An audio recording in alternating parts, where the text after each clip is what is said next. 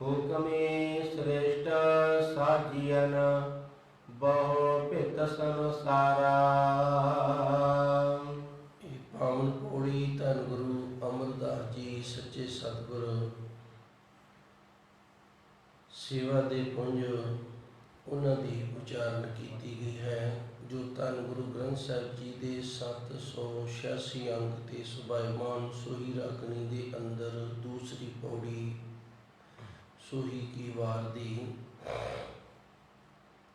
पावन पौड़ी दे अंदर गुरु जी रहमत करते ने। हुक्मी श्रेष्ठ साजियन, ये जो सृष्टि साजी हुई है ये उस अकाल पुरख वाहिगुरु के हुक्म के अंदर है, उसके हुक्म के नाल इसकी साजना हुई है। जपजी साहिब के अंदर धन गुरु जी कृपा करते हैं, हुक्मी होमन आकार, जितने भी आकार ने उस अकाल पुरख वाहिगुरु के हुक्म के नाल होए हन, उसके हुक्म के नाल हो रहे हैं ते अगे भी होंदे रहणगे। उस तरह ये सृष्टि है जिस दे विच असी विचर रहे हैं, असी भी इस सृष्टि का एक अंग हाँ, एक हिस्सा हाँ। ये जो सृष्टि बनी है, इस सृष्टि की जो साजना हुई है, हुक्मी उस प्रभु परमात्मा का हुक्म है। उस हुक्मी दे हुक्म दे नाल इसकी साजना हुई है। बहुपित, एक दो चार नहीं, बहुत ज़्यादा।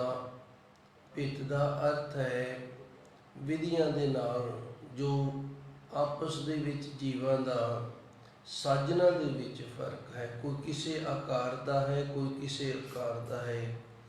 फिर पित का अर्थ भांति, बहु भांत दी ये जो सृष्टि साजी हुई है, जिसनों असी संसार भी आख दिन्ने आ। ये संसार जो बनया है ये बहु भांत दी साजना दे नाल बनया होया है जी।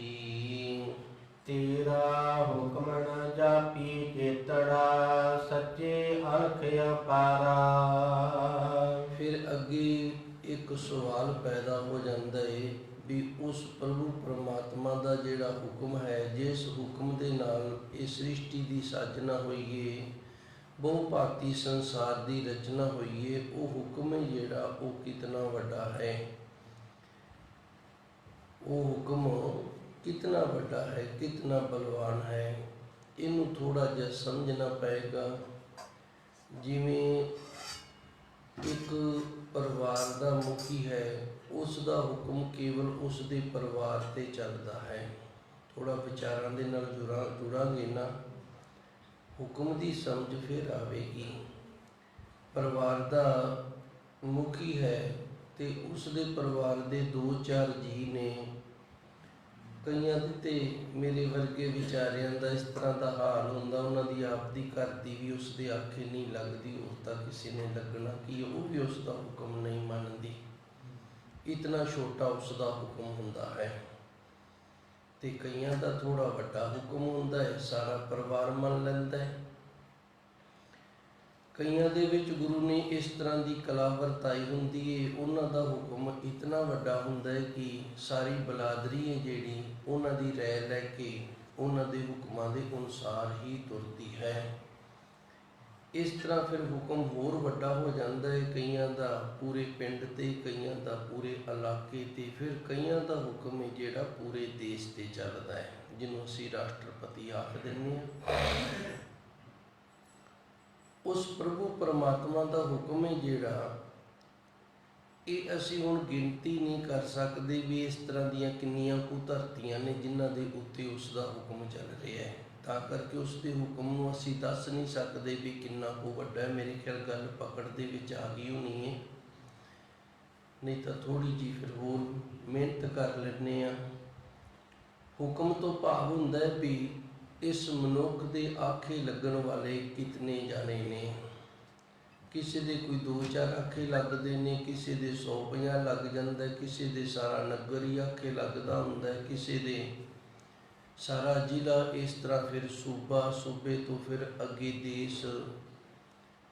हुण देश जिहड़ा इन्हां दे आपो अपने हुक्म ने, कोई भी इस तरह का एक देश नहीं जिंदा सारे दूजे देशों ते हुक्म चलदा होवे।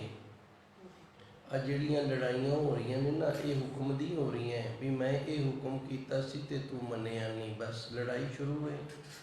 ਅਸੀਂ ਆਪਣੇ ਹੁਕਮ ਨੂੰ ਵੱਡਾ ਕਰਨਾ ਚਾਹੁੰਦੇ ਹਾਂ। ਘਰਾਂ ਦੇ ਵਿੱਚ ਵੀ ਇਸੇ ਗੱਲ ਦੀਆਂ ਲੜਾਈਆਂ ਪੈ ਜਾਂਦੀਆਂ ਨੇ ਵੀ ਮੇਰੇ ਮੂੰਹੋਂ ਜਿਹੜੀ ਨਿਕਲੀ ਗੱਲ ਹੈ ਨਾ, ਮੇਰਾ ਜਿਹੜਾ ਹੁਕਮ ਹੈ ਇਹ ਪੂਰਾ ਹੋਣਾ ਚਾਹੀਦਾ ਹੈ, ਮੇਰੇ ਹੁਕਮ ਦੇ ਥੱਲੇ ਸਾਰੇ ਹੋਣੇ ਚਾਹੀਦੇ ਨੇ। ਕਿਉਂਕਿ ਸਾਡਾ ਹੁਕਮ ਵੱਡਾ ਹੋਵੇ ਤੇ ਹੁਕਮ ਵੱਡੇ ਤੋਂ ਇਹ ਹੈ ਵੀ ਅਸੀਂ ਬੜੇ ਵੱਡੇ ਹਾਂ, ਕਿਉਂਕਿ ਵੱਡਿਆਂ ਦੇ ਹੁਕਮ ਵੱਡੇ ਹੁੰਦੇ ਨੇ, ਛੋਟਿਆਂ ਦੇ ਹੁਕਮ ਵੀ ਛੋਟੇ ਹੁੰਦੇ ਨੇ। ਉਹ ਪ੍ਰਭੂ ਪਰਮਾਤਮਾ ਦਾ ਹੁਕਮ ਕੀਤੜਾ ਕਿੱਡਾ ਕੁ ਵੱਡਾ ਹੈ, ਇਹ ਅਸੀਂ ਤਾਂ ਨਹੀਂ ਦੱਸ ਸਕਦੇ। ਸਾਨੂੰ ਤਾਂ ਆਪਣੀ ਧਰਤੀ ਦਾ ਵੀ ਪੂਰਾ ਗਿਆਨ ਨਹੀਂ, ਤੇ ਬਾਕੀ ਇਸ ਤਰ੍ਹਾਂ ਦੀਆਂ ਹੋਰ ਪਤਾ ਨਹੀਂ ਕਿਤਨੀਆਂ ਕੁ ਧਰਤੀਆਂ ਨੇ, ਕਿਤਨੇ ਕੁ ਬ੍ਰਹਿਮੰਡ ਆਕਾਸ਼ ਨੇ, ਉਹਨਾਂ ਦੀ ਸਾਨੂੰ ਸੋਝੀ ਕੀ ਹੋਣੀ ਹੈ। ਤਾਂ ਕਰਕੇ ਗੁਰੂ ਮਹਾਰਾਜ ਜੀ ਰਹਿਮਤ ਕਰਦੇ ਨੇ, ਉਹ ਬੇਅੰਤ ਹੈ ਤੇ ਉਸ ਬੇਅੰਤ ਦਾ ਹੁਕਮ ਵੀ ਬੇਅੰਤ ਹੈ। ਤੇਰਾ ਹੁਕਮ ਨਾ ਜਾਪੀ ਕੇਤੜਾ, ਹੀ ਮੇਰੇ ਪਰਮਾਤਮਾ ਤੇਰਾ ਹੁਕਮ ਕਿੰਨਾ ਕੁ ਵੱਡਾ ਹੈ, ਤੇਰੀ ਸਾਜਨਾ ਜਿਹੜੀ ਕੀਤੀ ਹੋਈ ਹੈ ਹੁਕਮ ਦੇ ਨਾਲ, ਇਹ ਕਿਤਨੀ ਕੁ ਵੱਡੀ ਹੈ ਇਹ ਨਹੀਂ ਸਾਨੂੰ ਪਤਾ, ਇਹ ਅਸੀਂ ਨਹੀਂ ਦੱਸ ਸਕਦੇ। ਸੱਚੇ ਅਲਖ ਅਪਾਰਾ, ਹੈ ਮੇਰੇ ਪਰਮਾਤਮਾ ਤੂੰ ਸੱਚਾ ਹੈ ਤੇ ਲਖਤਾ ਤੋਂ ਰਹਿਤ ਹੈ ਤੇ ਪਾਰਾਵਾਰ ਤੋਂ ਵੀ ਰਹਿਤ ਹੈ ਜੀ। ਇਕ ਨਾਨੋ ਤੋ ਮੇਲ ਲਹੈ ਗੁਰ ਸ਼ਬਦ ਵਿਚਾਰਾ। ਧੰਨ ਗੁਰੂ ਬਾਣੀ ਦੇ ਅੰਦਰ ਫਰਮਾਨ ਆਉਂਦਾ ਹੈ, ਗੁਰ ਕੀ ਸੇਵਾ ਗੁਰ ਸ਼ਬਦ ਵਿਚਾਰ। ਜੇ ਅਸੀਂ ਧੰਨ ਗੁਰੂ ਗ੍ਰੰਥ ਸਾਹਿਬ ਜੀ ਦੀ ਸੇਵਾ ਕਰਨੀ ਹੈ ਨਾ, ਸਾਡੇ ਅੰਦਰ ਇਹ ਚਾਹਨਾ ਵੀ ਅਸੀਂ ਗੁਰੂ ਗ੍ਰੰਥ ਸਾਹਿਬ ਜੀ ਦੀ ਸੇਵਾ ਕਰੀਏ, ਜਿਵੇਂ ਧੰਨ ਗੁਰੂ ਨਾਨਕ ਦੇਵ ਜੀ ਦੀ, ਗੁਰੂ ਅੰਗਦ ਦੇਵ ਜੀ ਨੇ ਸੇਵਾ ਕੀਤੀ, ਉਹਨਾਂ ਦੇ ਹੁਕਮ ਦੇ ਵਿੱਚ ਰਹੇ। ਫਿਰ ਗੁਰੂ ਅੰਗਦ ਦੇਵ ਜੀ ਦੀ, ਗੁਰੂ ਅਮਰਦਾਸ ਜੀ ਨੇ, ਗੁਰੂ ਅਮਰਦਾਸ ਜੀ ਦੀ, ਗੁਰੂ ਰਾਮਦਾਸ ਜੀ ਨੇ ਹੁਕਮ ਦੇ ਵਿੱਚ ਰਹਿ ਕੇ ਸੇਵਾ ਕੀਤੀ ਤੇ ਵੱਡੀਆਂ ਦਾਤਾਂ ਨੂੰ ਪ੍ਰਾਪਤ ਕੀਤਾ। ਇਸੇ ਤਰ੍ਹਾਂ ਜੇ ਸਾਡੇ ਮਨ ਦਾ ਵੀ ਖਿਆਲ ਹੈ ਵੀ ਅਸੀਂ ਗੁਰੂ ਗ੍ਰੰਥ ਸਾਹਿਬ ਜੀ ਦੀ ਸੇਵਾ ਕਰੀਏ, ਤੇ ਗੁਰੂ ਗ੍ਰੰਥ ਸਾਹਿਬ ਜੀ ਦੀ ਸੇਵਾ ਕਰਕੇ ਅਸੀਂ ਵੀ ਆਪਣਾ ਜੀਵਨ ਜਿਹੜਾ ਇਹ ਸਫਲ ਕਰ ਲਈਏ, ਤੇ ਫਿਰ ਗੁਰੂ ਮਹਾਰਾਜ ਜੀ ਦੀ ਬਾਣੀ ਕਹਿੰਦੀ ਹੈ, ਗੁਰ ਕੀ ਸੇਵਾ ਗੁਰ ਸ਼ਬਦ ਵਿਚਾਰ। ਗੁਰੂ ਦੇ ਸ਼ਬਦ ਦੀ ਵਿਚਾਰ ਕਰਨੀ ਸ਼ੁਰੂ ਕਰ ਲਾ, ਇਹੀ ਗੁਰੂ ਦੀ ਸੇਵਾ ਹੈ, ਸਭ ਤੋਂ ਵੱਡੀ ਸੇਵਾ ਹੈ। ਹੁਣ ਗੁਰੂ ਦੇ ਸ਼ਬਦ ਦੀ ਵਿਚਾਰ ਦਾ ਅਰਥ ਇਹ ਨਹੀਂ ਵੀ ਅਸੀਂ ਇੱਥੇ ਆਣ ਕੇ ਕਥਾ ਕਰਨ ਲੱਗ ਗਏ ਜਾਂ ਕਥਾ ਸੁਣਨ ਲੱਗ ਗਏ ਤੇ ਉਹ ਜਿਤਨੀਆਂ ਗੱਲਾਂ ਇੱਥੇ ਕੀਤੀਆਂ ਨੇ ਉਹ ਸਾਰੀਆਂ ਇੱਥੇ ਹੀ ਰਹਿ ਜਾਣ, ਅਸੀਂ ਆਪਣੇ ਜੀਵਨ ਦੇ ਵਿੱਚ ਉਹਨਾਂ ਗੱਲਾਂ ਨੂੰ ਨਾ ਧਾਰੀਏ, ਫਿਰ ਉਹ ਸੇਵਾ ਨਹੀਂ ਹੈ ਜੀ। ਮੈਂ ਇੱਕ ਵਾਰੀ ਫਿਰ ਜ਼ਰੂਰ ਦੱਸਾਂਗਾ, ਗੁਰੂ ਮਹਾਰਾਜ ਜੀ ਨੇ ਸਾਨੂੰ ਇਹ ਦੱਸਿਆ ਵੀ ਗੁਰੂ ਦੀ ਸੇਵਾ ਜਿਹੜੀ ਇਹ ਗੁਰੂ ਦੇ ਸ਼ਬਦ ਦੀ ਵਿਚਾਰ ਹੈ। ਇੱਥੇ ਨਾਲ ਇਹ ਵੀ ਸਾਨੂੰ ਸਮਝ ਲੈਣਾ ਚਾਹੀਦਾ ਹੈ ਕਿ ਗੁਰੂ ਦੇ ਸ਼ਬਦ ਦੀ ਅਸੀਂ ਵਿਚਾਰ ਕਰਦੇ ਹਾਂ, ਸੁਣਦੇ ਹਾਂ, ਗੁਰੂ ਦੇ ਸ਼ਬਦ ਦੇ ਨਾਲ ਜੁੜੇ ਹੋਏ ਆ, ਪਰ ਇਹ ਨਹੀਂ ਵੀ ਜੇ ਦਰਬਾਰ ਸਾਹਿਬ ਦੇ ਵਿੱਚ ਅਸੀਂ ਗੁਰੂ ਦੇ ਸ਼ਬਦ ਦੀ ਵਿਚਾਰ ਕਰ ਲਈ ਤੇ ਉਹ ਵਿਚਾਰ ਇਸ ਤਰ੍ਹਾਂ ਦੀ ਨਹੀਂ ਹੋਣੀ ਚਾਹੀਦੀ ਜਿਵੇਂ ਕਲਾਸ ਦੇ ਵਿੱਚ ਵੀ ਮਾਸਟਰ ਬੱਚਿਆਂ ਨੂੰ ਕਿਸੇ ਕਵਿਤਾ ਦੇ ਅਰਥ ਕਰਕੇ ਦੱਸਦਾ ਹੈ ਜਾਂ ਕੁਝ ਹੋਰ ਕਿਸੇ ਵਿਖਿਆਨ ਨੂੰ ਸਮਝਾਉਣਾ ਕਰਦਾ ਹੈ, ਤੇ ਉਹ ਬੱਚਿਆਂ ਦੇ ਲਈ ਕੇਵਲ ਕਲਾਸ ਦੇ ਵਿੱਚ ਹੀ ਰਹਿ ਜਾਵੇ ਤੇ ਫਿਰ ਉਹ ਬੱਚਾ ਪਾਸ ਨਹੀਂ ਹੁੰਦਾ। ਜਿਹੜਾ ਬੱਚਾ ਉਹਨੂੰ ਘਰੇ ਆਣ ਕੇ ਫਿਰ ਰਿਵੀਜ਼ਨ ਕਰਦਾ ਹੈ, ਸਮਝਦਾ ਹੈ, ਸਕੂਲ ਦਾ ਵਰਕ ਸਮਝ ਕੇ ਉਹਨੂੰ ਘਰੇ ਕਰਦਾ ਤੇ ਫਿਰ ਉਹ ਪਾਸ ਕੀ ਚੰਗੇ ਨੰਬਰ ਵੀ ਲੈ ਲੈਂਦਾ, ਡਿਵੀਜ਼ਨ ਵੀ ਲੈ ਲੈਂਦੇ ਨੇ ਕਈ ਬੱਚੇ। ਇਸੇ ਤਰ੍ਹਾਂ ਧੰਨ ਗੁਰੂ ਮਹਾਰਾਜ ਜੀ ਦੀ ਪਾਵਨ ਸੰਗਤ ਗੁਰੂ ਦੀ ਕਲਾਸ ਜਮਾਤ ਹੈ, ਇੱਥੇ ਅਸੀਂ ਜਦੋਂ ਗੁਰੂ ਦੇ ਸ਼ਬਦ ਦੀ ਵਿਚਾਰ ਕਰਦੇ ਹਾਂ ਤੇ ਫਿਰ ਇਹਨੂੰ ਹੋਮਵਰਕ ਸਮਝ ਕੇ ਨਾ ਸਾਰਾ ਦਿਨ ਹੀ ਚਿਤਾਰਦੇ ਰਹਿਣਾ ਵੀ ਗੁਰੂ ਜੀ ਨੇ ਆਹ ਕੰਮ ਸਾਨੂੰ ਕਰਨ ਨੂੰ ਆਖਿਆ, ਅਸੀਂ ਇਹ ਕਰਨਾ, ਇੱਧਰੋਂ ਵਰਜਿਆ ਤੇ ਇਹ ਨਹੀਂ ਕਰਨਾ।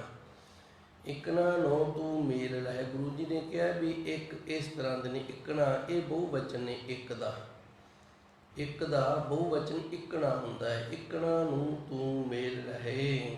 ਕਈ ਇਸ ਤਰ੍ਹਾਂ ਦੇ ਗੁਰਮੁਖ ਪਿਆਰੇ ਨੇ, ਭਾਵ ਇੱਕ ਤੋਂ ਜ਼ਿਆਦਾ 2 4 3 10 50 100 ਵੀ ਹੋ ਸਕਦੇ ਨੇ।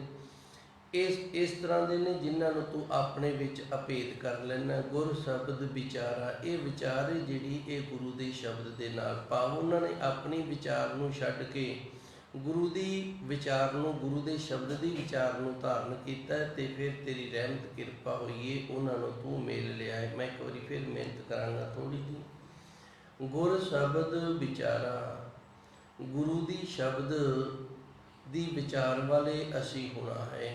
ਜੇ ਅਸੀਂ ਗੁਰੂ ਦੇ ਸ਼ਬਦ ਦੀ ਵਿਚਾਰ ਵਾਲੇ ਹੋਵਾਂਗੇ ਫਿਰ ਉਹ ਇਕਣਾ ਦੀ ਗਿਣਤੀ ਦੇ ਵਿੱਚ ਅਸੀਂ ਵੀ ਇੱਕ ਆ ਜਾਵਾਂਗੇ।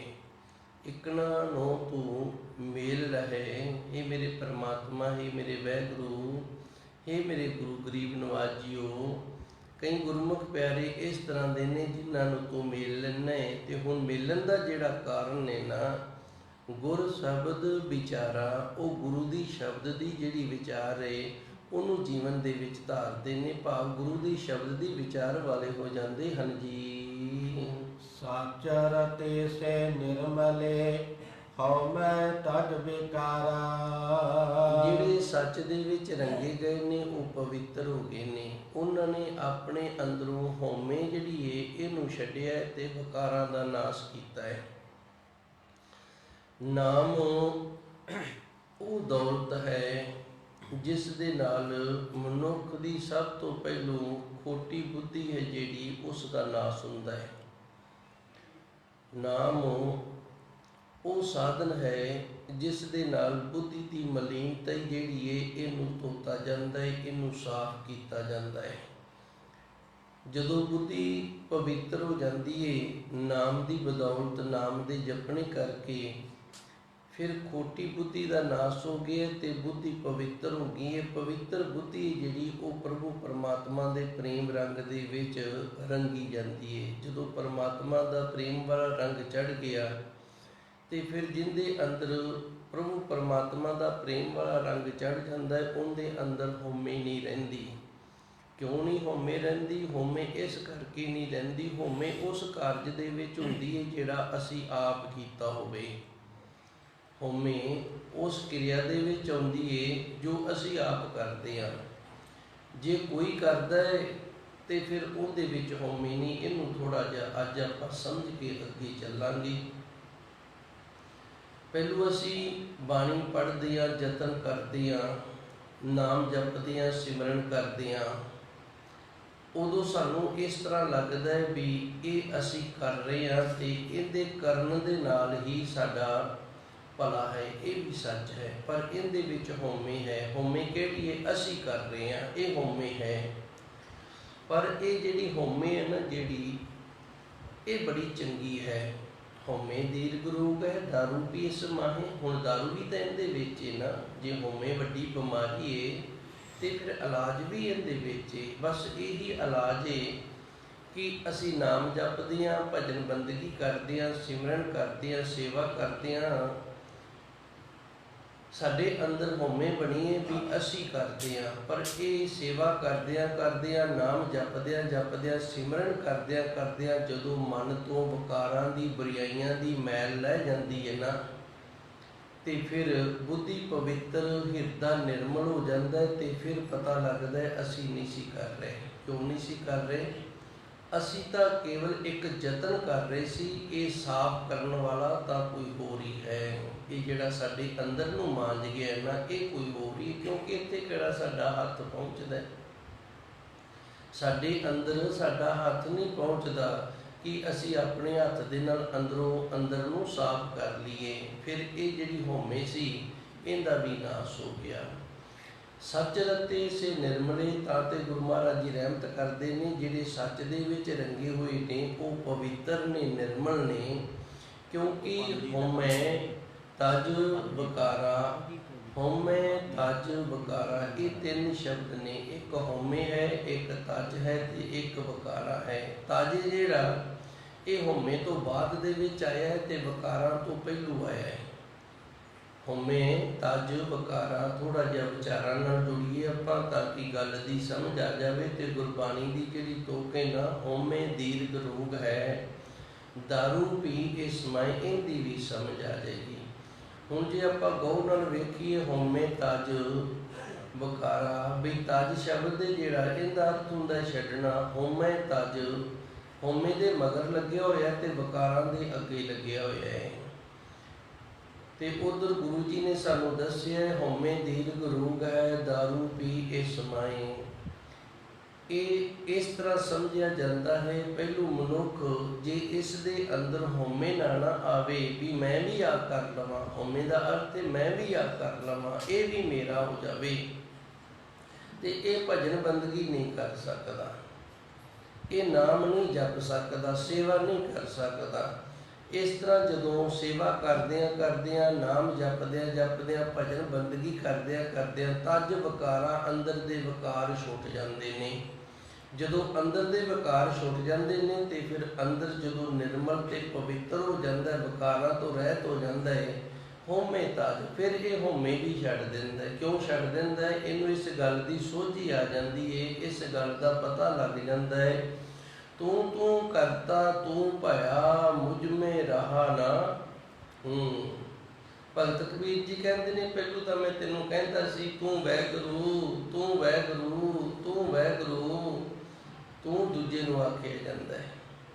ਭਗਤ ਕਬੀਰ ਜੀ ਨੇ ਕਿਹਾ ਤੂੰ ਤੂੰ ਕਰਤਾ ਤੂੰ ਭਇਆ, ਪਹਿਲੋਂ ਮੈਂ ਕਿਆ ਕਰਦਾ ਸੀ, ਤੂੰ ਰਾਮ ਤੂੰ ਵਾਹਿਗੁਰੂ, ਤੈਨੂੰ ਮੈਂ ਆਪਣੇ ਤੋਂ ਵੱਖਰਾ ਸਮਝਦਾ ਸੀ, ਅੱਡ ਸਮਝਦਾ ਸੀ।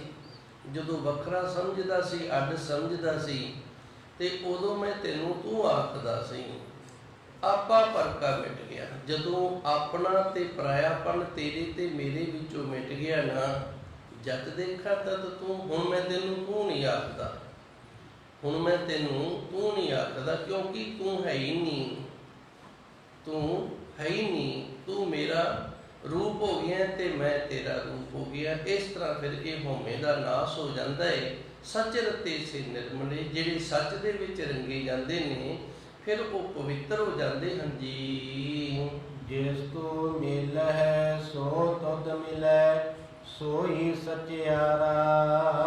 ਧੰਨ ਗੁਰੂ ਜੀ ਰਹਿਮਤ ਕਰਦੇ ਨੇ, ਇਹ ਪਰਮਾਤਮਾ ਜਿਸ ਨੂੰ ਤੂੰ ਮਿਲਦਾ ਨਾ ਉਹੀ ਤੈਨੂੰ ਆਣ ਕੇ ਮਿਲਦਾ ਹੈ। ਸੋਈ ਸਚਿਆਰਾ, ਤੇ ਉਹੀ ਸਚਿਆਰਾ ਹੁੰਦਾ, ਸੱਚਿਆਂ ਦੀ ਗਿਣਤੀ ਦੇ ਵਿੱਚ ਆਉਂਦਾ। ਕਈ ਗੁਰਬਾਣੀ ਦੀਆਂ ਤੁਕਾਂ ਸ਼ਬਦ ਇਸ ਤਰ੍ਹਾਂ ਦੇ ਆ ਜਾਂਦੇ ਨੇ, ਉਹਨਾਂ ਦੇ ਵਿੱਚ ਫਿਰ ਸਾਡੇ ਅੰਦਰ ਦੇ ਖਿਆਲ ਨੇ ਜਿਹੜੇ ਇਸ ਤਰ੍ਹਾਂ ਬਣ ਜਾਂਦੇ ਨੇ ਵੀ ਜੇ ਉਸੇ ਨਹੀਂ ਕਰਨਾ ਹੈ ਤੇ ਫਿਰ ਸਾਨੂੰ ਕਰਨ ਦੀ ਲੋੜ ਕੀ ਹੈ?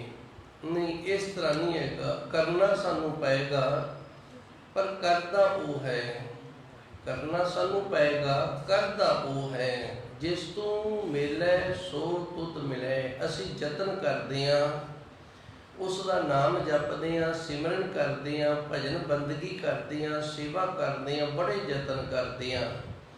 ਉਹ ਯਤਨ ਕਰਦਿਆਂ ਜਿਹੜੀ ਅੰਦਰ ਦੀ ਮੈਲ ਹੈ ਨਾ, ਉਸ ਪ੍ਰਭੂ ਪਰਮਾਤਮਾ ਨੇ ਦੂਰ ਕਰਕੇ ਤੇ ਅੰਦਰੋਂ ਸਾਨੂੰ ਆਪਣੇ ਵਿੱਚ ਮਿਲਣਾ ਹੈ।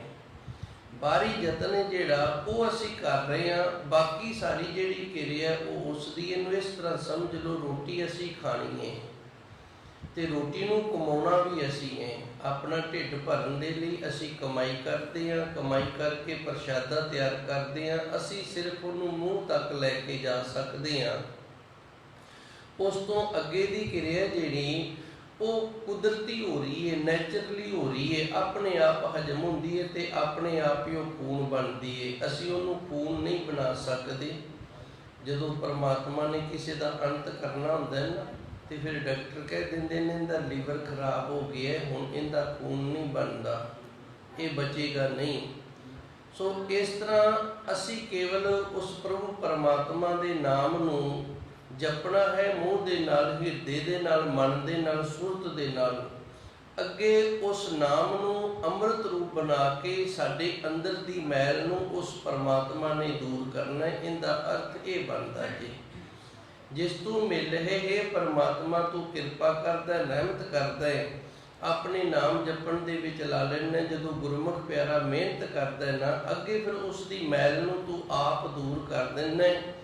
ਮੈਲ ਨੂੰ ਦੂਰ ਕਰਕੇ ਨਿਰਮਲ ਤੇ ਪਵਿੱਤਰ ਕਰਕੇ ਆਪਣੇ ਵਿੱਚ ਮਿਲ ਲੈਣਾ। ਸੋ ਤੁਧ ਮਿਲੇ, ਉਹੀ ਤੈਨੂੰ ਆਣ ਕੇ ਮਿਲਦਾ।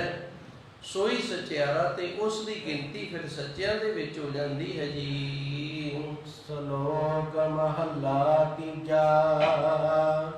ਸੂਹ ਦੀਏ ਸੂਹਾ ਸਭ ਸੰਸਾਰ ਹੈ, ਜਿਨ ਦੁਰਮਤ ਦੂਜਾ ਭਾਓ। ਇਹ ਪਾਵਨ ਪਵਿੱਤਰ ਸ਼ਲੋਕ ਤੀਸਰੀ ਪੌੜੀ ਦੇ ਨਾਲ ਸੰਬੰਧਿਤ ਪਹਿਲਾ ਸ਼ਲੋਕ ਹੈ, ਤੀਸਰੀ ਪੌੜੀ ਦਾ। ਇਸ ਵਾਰ ਦੇ ਅੰਦਰ ਧੰਨ ਗੁਰੂ ਮਹਾਰਾਜ ਜੀ ਨੇ ਜੋ ਬਾਹਰੀ ਸਾਡਾ ਪਹਿਰਾਵਾ ਹੈ ਨਾ, ਉਸ ਦਾ ਖੰਡਨ ਕੀਤਾ ਹੈ। ਦਾਸ ਨੇ ਪਹਿਲੇ ਦਿਨ ਵੀ ਦੱਸਿਆ ਸੀ ਗੁਰੂ ਮਹਾਰਾਜ ਜੀ ਰਹਿਮਤ ਕਰਦੇ ਨੇ ਸੁਹਵੀਏ ਕਹਿੰਦੇ ਨੇ ਪਹਿਰਾਵੇ ਵਾਲੇ ਨੂੰ ਜਿਨੇ ਉਹ ਬਾਣਾ ਪਾਇਆ ਹੋਵੇ, ਜਿਸ ਦੇ ਨਾਲ ਉਸ ਦੀ ਜਿਹੜੀ ਬਾਹਰੀ ਪਰਿਸਥਿਤੀ ਹੈ ਉਸ ਦਾ ਸਾਨੂੰ ਗਿਆਨ ਹੋਵੇ। ਜਿਵੇਂ ਇੱਕ ਬੱਚੀ ਹੈ, ਉਹਨੇ ਸੋਹੇ ਰੰਗ ਦੇ ਵਸਤਰ ਧਾਰਨ ਕਰ ਲੈਣੇ ਤੇ ਅਸੀਂ ਦੂਰੋਂ ਵੇਖ ਕੇ ਕਹਿ ਸਕਦੇ ਇਸ ਦਾ ਵਿਆਹ ਹੋ ਗਿਆ। ਇਸੇ ਤਰ੍ਹਾਂ ਗੁਰਮੁਖ ਪਿਆਰੇ ਨੇ 5 ਕਕਾਰ ਧਾਰਨ ਕਰ ਲਏ ਨੇ, ਬਾਣਾ ਪਾ ਲਿਆ ਤੇ ਅਸੀਂ ਕਹਿ ਦਿੰਦੇ ਹਾਂ ਹੁਣ ਇਸ ਨੇ ਅੰਮ੍ਰਿਤ ਛਕ ਲਿਆ, ਕਹਿ ਸਕਦੇ ਹਾਂ। ਇਸ ਤਰ੍ਹਾਂ ਕਿਸੇ ਹੋਰ ਪੰਥ ਦੇ ਵਿੱਚ ਉਸ ਦੀ ਮਰਿਆਦਾ ਦੇ ਅਨੁਸਾਰ ਬਾਹਰੀ ਜੋ ਧਾਰਨ ਕੀਤਾ ਨਾ, ਉਹਨੂੰ ਅਸੀਂ ਭੇਖ ਆਖਦੇ ਹਾਂ, ਵੇਸ ਆਖਦੇ ਹਾਂ। ਸੋ ਗੁਰੂ ਜੀ ਨੇ ਇੱਥੇ ਰਹਿਮਤ ਕੀਤੀ ਹੈ, ਸੁਹਵੀਏ ਸੁਹਾ ਸਭ ਸੰਸਾਰੇ। ਗੁਰੂ ਮਹਾਰਾਜ ਜੀ ਉਹਨੇ ਇੱਥੇ ਦੱਸਦੇ ਨੇ ਵੀ ਬਾਹਰੀ ਜਿਹੜੇ ਪਹਿਰਾਵੇ ਨੇ ਨਾ, ਇਹ ਧਾਰਨ ਵਾਲੇ ਤੇ ਸਾਰੇ ਸੰਸਾਰ ਦੇ ਲੋਕ ਨੇ। ਇਹ ਬੜਾ ਸੌਖਾ ਹੈ, ਜਿਹੜਾ ਬਾਹਰੀ ਪਹਿਰਾਵਾ ਧਾਰਨ ਕਰਨਾ ਨਾ, ਇਹ ਬੜਾ ਸੌਖਾ ਹੈ, ਸਭ ਤੋਂ ਸੌਖਾ ਹੈ। ਸੁਹਵੀਏ ਸੁਹਾ ਸਭ ਸੰਸਾਰ ਹੈ, ਜਿਨ ਦੁਰਮਤ, ਜਿਨ੍ਹਾਂ ਦੇ ਵਿੱਚ ਖੋਟੀ ਮਤ ਤੇ ਦੂਜਾ ਭਾਉ ਤੇ ਦੂਜੀ ਭਾਵਨਾ ਹੈ। ਭਾਵ ਗੁਰੂ ਵਾਲੀ ਭਾਵਨਾ ਨਹੀਂ, ਪ੍ਰਭੂ ਪਰਮਾਤਮਾ ਵਾਲੀ ਭਾਵਨਾ ਨਹੀਂ, ਭਾਵਨਾ ਕੁਝ ਹੋਰ ਹੀ ਹੈ। ਇਹ ਸਾਰਾ ਕੁਝ ਹੀ ਖੋਟੀ ਮਤ ਵਾਲੇ ਤੇ ਦੂਜੀ ਭਾਵਨਾ ਵਾਲੇ ਵੀ ਕਰ ਰਹੇ ਨੇ। ਮੈਂ ਇੱਕ ਵਾਰੀ ਫਿਰ ਥੋੜੀ ਜਿਹੀ ਮਿਹਨਤ ਕਰਾਂਗਾ। ਧੰਨ ਗੁਰੂ ਅਮਰਦਾਸ ਜੀ ਨੇ ਇੱਥੇ ਸਾਨੂੰ ਇਹ ਦੱਸਿਆ ਹੈ ਵੀ ਗੁਰਮੁਖ ਪਿਆਰਿਓ, ਕਿਤੇ ਸਾਡੇ ਨਾਲ ਇਸ ਤਰ੍ਹਾਂ ਤਾਂ ਨਹੀਂ ਹੋ ਰਿਹਾ, ਅਸੀਂ ਵੀ ਇਸ ਗਿਣਤੀ ਦੇ ਵਿੱਚ ਤਾਂ ਨਹੀਂ ਆ ਰਹੇ ਜਿਹੜੀ ਗਿਣਤੀ ਧੰਨ ਗੁਰੂ ਮਹਾਰਾਜ ਜੀ ਇੱਥੇ ਸਾਨੂੰ ਦੱਸਦੇ ਨੇ। ਸੁਹਵੀਏ ਸੁਹਾ ਸਭ ਸੰਸਾਰ ਹੈ, ਵੀ ਕਿਤੇ ਅਸੀਂ ਵੀ ਕੇਵਲ ਤੇ ਕੇਵਲ ਬਾਹਰੀ ਪਹਿਰਾਵੇ ਵਾਲੇ ਤਾਂ ਨਹੀਂ, ਬਾਹਰੀ ਪਹਿਰਾਵੇ ਵਾਲਾ ਤਾਂ ਸਾਰਾ ਸੰਸਾਰ ਹੈ।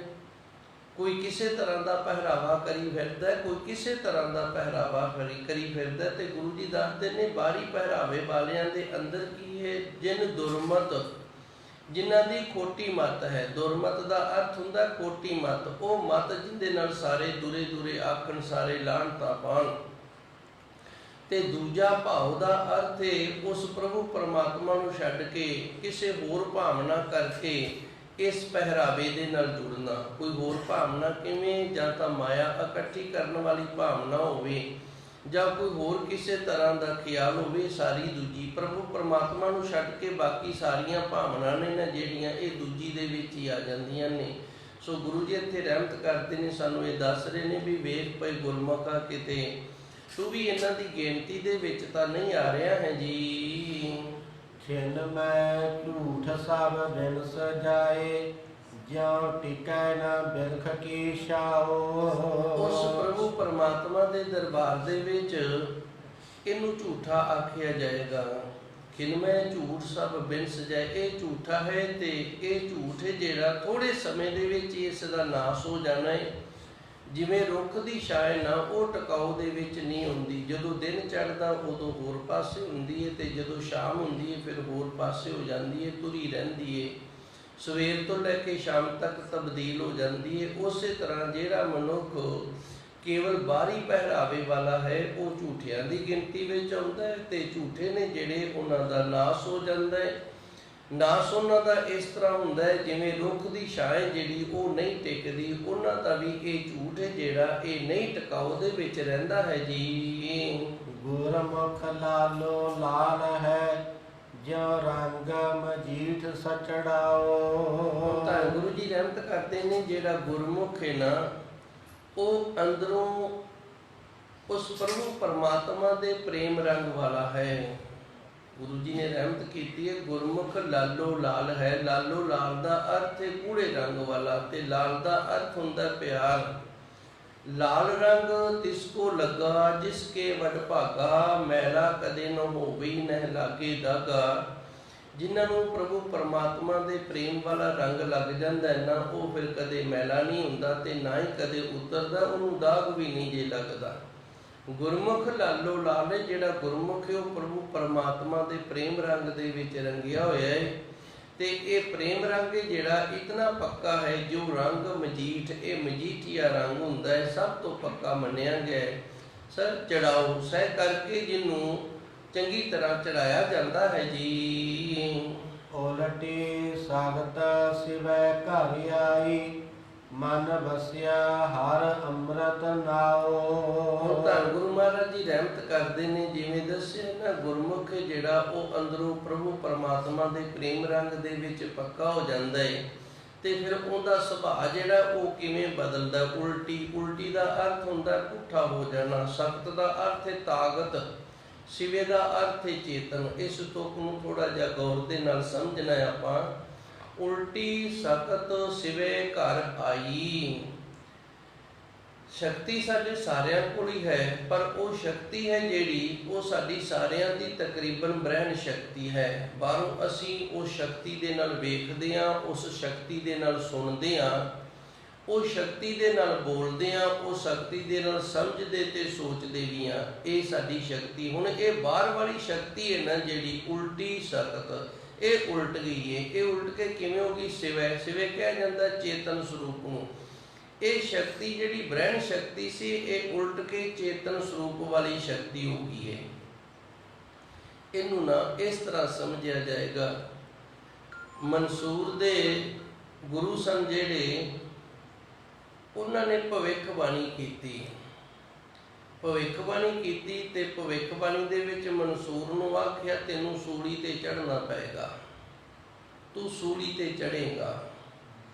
ਤੇ ਮਨਸੂਰ ਨੇ ਅੱਗੋਂ ਆਪਣੇ ਗੁਰੂ ਨੂੰ ਜਵਾਬ ਦਿੱਤਾ, ਕਹਿੰਦਾ ਮੈਂ ਸੂਲੀ ਤੇ ਚੜਾਂਗਾ ਇਹ ਤਾਂ ਗੁਰੂ ਜੀ ਤੁਹਾਨੂੰ ਪਤਾ ਲੱਗ ਗਿਆ ਹੈ, ਪਰ ਜਿਹੜੀ ਗੱਲ ਦਾ ਮੈਨੂੰ ਪਤਾ ਲੱਗਿਆ ਉਹ ਵੀ ਸੁਣ ਲਓ। ਕਹਿੰਦਾ ਜੀ ਕੀ? ਕਹਿੰਦਾ ਦਸਕਤ ਤੇਰੇ ਹੋਣਗੇ ਸੂਲੀ ਤੇ ਫਿਰ ਚੜਾਂਗਾ, ਤੇ ਦਸਕਤ ਕਰਨ ਤੋਂ ਪਹਿਲੋਂ ਆ ਜਿਹੜਾ ਤੂੰ ਬਾਣਾ ਪਾਇਆ ਨਾ ਸੋਫੀਆ ਵਾਲਾ, ਇਹ ਤੈਨੂੰ ਲਾਣਾ ਪੈਣਾ ਹੈ। ਇਹ ਹੁਣ ਗੁਰੂ ਮਹਾਰਾਜ ਜੀ ਇਹੀ ਗੱਲ ਇੱਥੇ ਦੱਸ ਰਹੇ ਨੇ। ਇਸੇ ਤਰ੍ਹਾਂ ਹੀ ਹੋਇਆ। ਮਨਸੂਰ ਸੀ ਜਿਹੜਾ, ਉਹਨੇ ਅਨਲ ਹੱਕ ਕਹਿ ਦਿੱਤਾ। ਅਨਲ ਹੱਕ ਦਾ ਅਰਥ ਹੁੰਦਾ ਮੈਂ ਖੁਦਾ ਹੋ ਗਿਆ, ਮੈਂ ਰੱਬ ਹੋ ਗਿਆ, ਮੈਂ ਪਰਮਾਤਮਾ ਬਣ ਗਿਆ। ਤੇ ਜਿਹੜੇ ਭਾਈ ਸਾਡੇ ਨਾਲ ਦੇ ਹੁੰਦੇ ਨੇ ਉਹਨਾਂ ਨੂੰ ਇਹ ਗੱਲ ਚੰਗੀ ਨਹੀਂ ਲੱਗਦੀ। ਹੁਣ ਆਪਾਂ ਇਤਨੇ ਜਾਣੇ ਬੈਠੇ ਆ, ਸਾਡੇ ਵਿੱਚੋਂ ਕੋਈ ਇੱਕ ਜਾਣਾ ਇਹ ਹੱਥ ਖੜਾ ਕਰਕੇ ਕਹਦੇ ਵੀ ਮੈਂ ਰੱਬ ਹੋ ਗਿਆ, ਤੇ ਅਸੀਂ ਸਾਰੀ ਖਿੱਚ ਲਵਾਂਗੇ ਵੀ ਤੂੰ ਰੱਬ ਹੋ ਗਿਆ, ਕਿੱਧਰ ਦਾ ਰੱਬ ਹੈ, ਜਾ ਅਸੀਂ ਤੈਨੂੰ ਵੇਖਦੇ ਹਾਂ। ਇਹ ਮਨਸੂਰ ਸੱਚੀ ਮੁੱਚੀ ਰੱਬ ਹੋ ਗਿਆ ਸੀ, ਉਸ ਪ੍ਰਭੂ ਪਰਮਾਤਮਾ ਦਾ ਰੂਪ ਹੋ ਗਿਆ ਸੀ, ਜਿਨਨੇ ਪਹਿਲੋਂ ਹੀ ਆਪਣੇ ਗੁਰੂ ਨੂੰ ਦੱਸ ਦਿੱਤਾ ਸੀ ਵੀ ਤੂੰ ਸੈਨ ਕਰੇਂਗਾ ਤੇ ਸੂਲੀ ਤੇ ਮੈਂ ਫਿਰ ਚੜਾਂਗਾ, ਤੇ ਸੈਨ ਕਰਨ ਤੋਂ ਪਹਿਲੋਂ ਤੇਰਾ ਬਾਣਾ ਵੀ ਜਿਹੜਾ ਨਾ ਸਾਧੂਆਂ ਵਾਲਾ ਇਹ ਵੀ ਉਤਰ ਜਾਏਗਾ। ਉਲਟੀ ਸਖਤ ਸਿਵੇ ਕਰ, ਇਹ ਹੁਣ ਇਹ ਜਿਹੜੀ ਅਵਸਥਾ ਬਣ ਗਈ ਹੈ ਅਧਿਆਤਮਕ ਵਾਲੀ, ਇਸ ਨੂੰ ਸਿਵੇ ਆਖਿਆ ਜਾਂਦਾ ਹੈ, ਇਹਨੂੰ ਚੇਤਨ ਸਤਾ ਆਖਿਆ ਜਾਂਦਾ ਹੈ। ਸੁਚੇਤ ਹੋ ਗਿਆ ਹੈ। ਹੋਇਆ ਵੀ ਇਸੇ ਤਰ੍ਹਾਂ।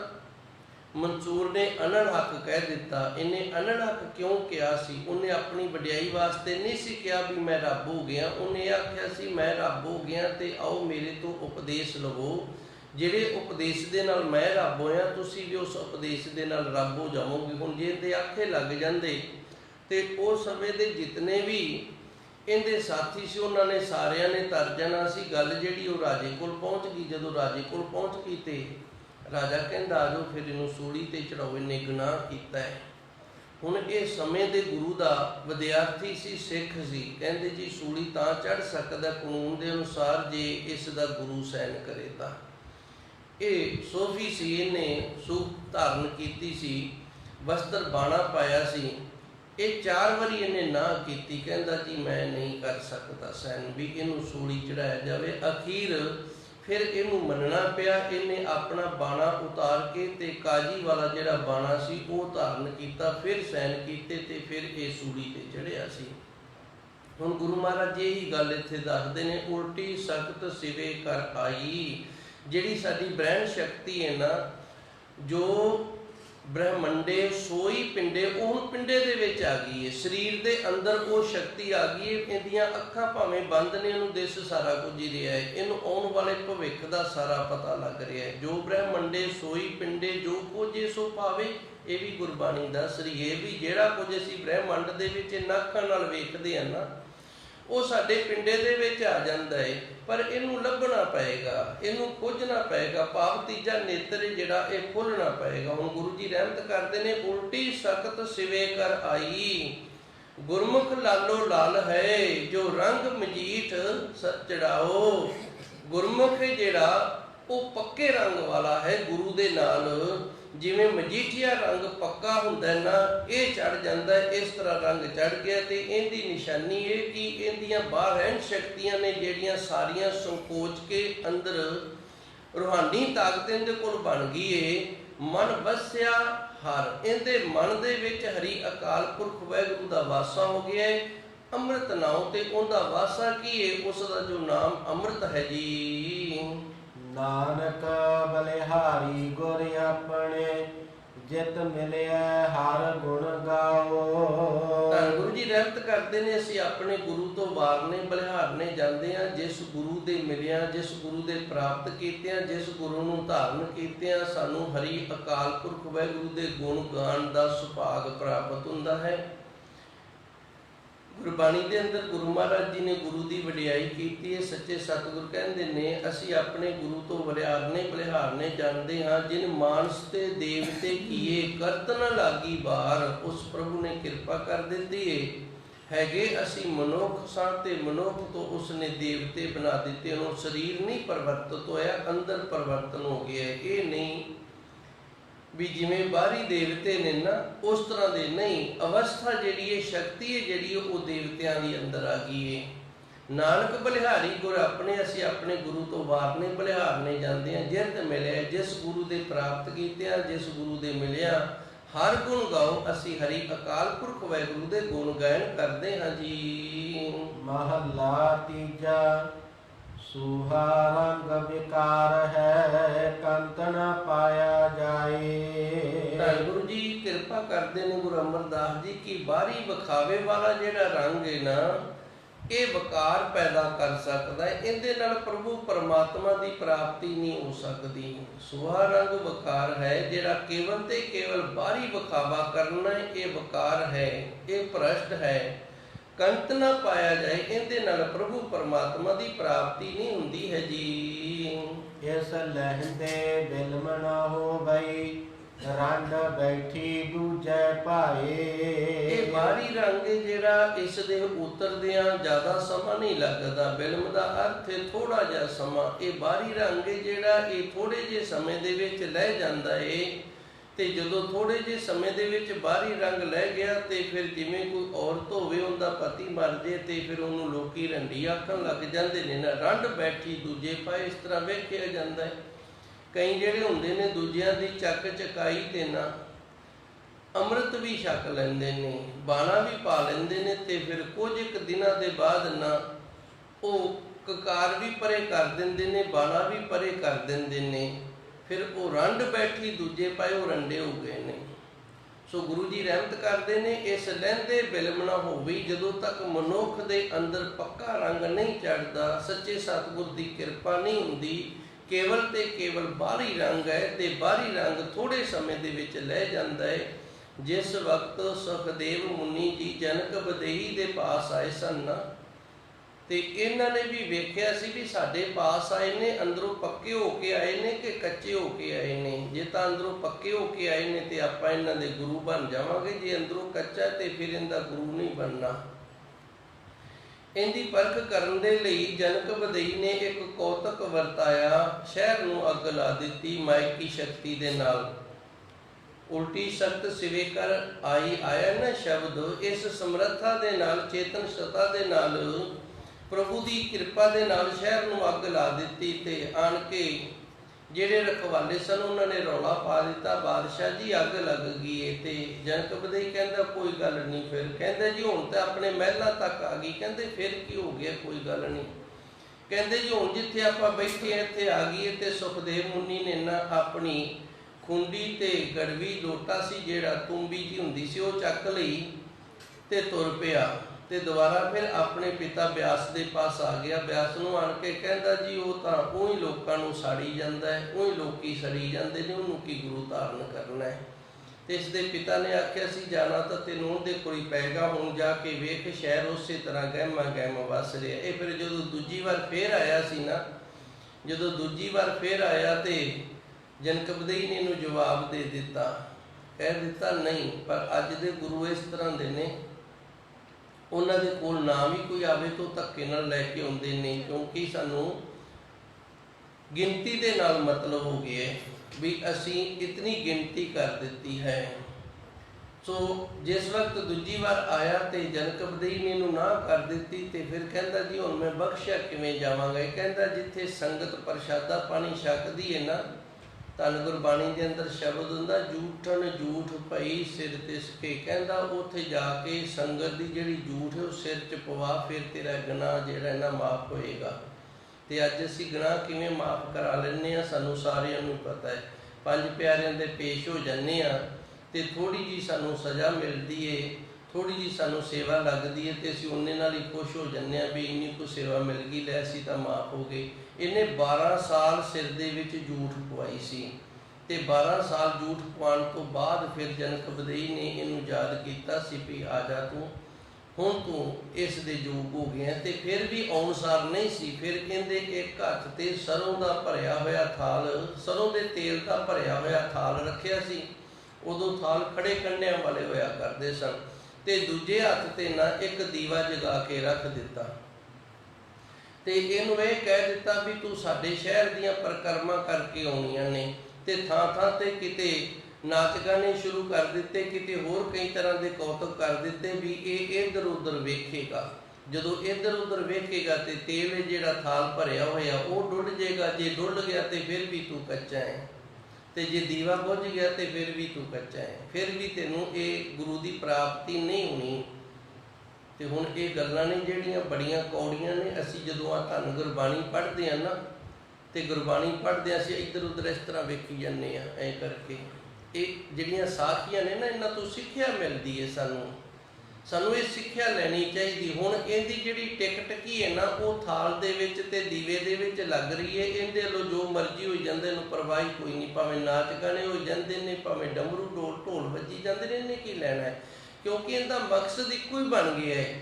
ਉਹ ਮਕਸਦ ਇਹ ਬਣ ਗਿਆ ਵੀ ਮੈਂ ਗੁਰੂ ਪ੍ਰਾਪਤ ਕਰਨਾ ਤੇ ਕਿਤੇ ਇਹਦੇ ਵਿੱਚ ਫੇਲ ਨਾ ਹੋ ਜਾਵਾਂ। ਅੱਗੇ ਤਾਂ 12 ਸਾਲ ਝੂਠ ਦਾ ਸਿਰ ਦੇ ਵਿੱਚ ਪਵਾ ਕੇ ਬਖਸ਼ਿਆ ਗਿਆ ਤੇ ਹੁਣ ਪਤਾ ਨਹੀਂ ਬਖਸ਼ਿਆ ਵੀ ਜਾਵਾਂਗਾ ਕਿ ਨਹੀਂ। ਜਦੋਂ ਇਸ ਤਰ੍ਹਾਂ ਦਾ ਬੰਦੇ ਦੇ ਅੰਦਰ ਡਰ ਹੋਵੇ ਨਾ, ਤੇ ਡਰ ਕਰਕੇ ਫਿਰ ਉਹ ਆਪਣੀ ਬਿਰਤੀ ਨੂੰ ਇਕਾਗਰ ਕਰਦਾ ਏ, ਟਿਕਾਓ ਦੇ ਵਿੱਚ ਰੱਖਦਾ। ਹੁਣ ਜਦੋਂ ਟਿਕ ਟਿਕੀ ਲੱਗੀ ਹੈ ਤੇ ਉਸੇ ਤਰ੍ਹਾਂ ਥਾਲ ਭਰਿਆ ਤੇਲ ਦਾ ਤੇ ਦੀਵਾ ਜਗਦਾ ਲੈ ਕੇ ਆ ਗਿਆ ਸੀ ਤੇ ਫਿਰ ਜਨਕਬਦਈ ਇਹਦਾ ਗੁਰੂ ਬਣਿਆ ਸੀ।